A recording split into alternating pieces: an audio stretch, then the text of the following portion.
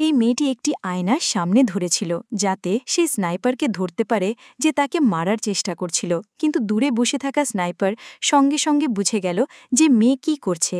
সে হেসে মজা করল। সে একটি গুলি ছুড়ল যাতে আয়নাটি ভেঙে গেল। এবার সে একটু ঝুঁকি নিল এবং আগে থেকে 5 ফুট উঁচুতায় দ্বিতীয় একটি আয়না ধীরে ধীরে তুলল। আত্মবিশ্বাসে ভরপুর খুনি আবার গুলি ছড়ল। সে জানত না যে এই সবই মেয়েটির প্ল্যানিংয়ের অংশ ছিল।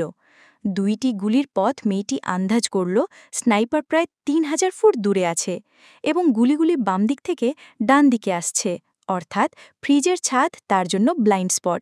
সে তাড়াতাড়ি ফ্রিজের ওপর চড়ে বসল একটি বড় জাম্প দেওয়ার জন্য। সে জাম্প দেয় ও স্নাইপার গুলি চালায়। ভাগ্য ভালো ছিল যে মেয়েটি গুলিতে লাগেনি। সে অল্পের জন্য বেঁচে গেল এবং কাঁপতে কাঁপতে সোফার পিছনে লুকিয়ে পড়ল। পড়ে যাওয়ায় তার ব্যথা করছিল, কিন্তু সাহস করে সে সোফার নিচে রাখা পিস্তলটা বের করার চেষ্টা করল, কিন্তু হাত সেখানে পৌঁছাল না। তখন সে হঠাৎ করে পুরো সোফা উল্টে দিল। এতে স্নাইপারের ভিউ ব্লক হয়ে গেল। কিন্তু মেয়েটি আরেকটি বড় চমক পেল।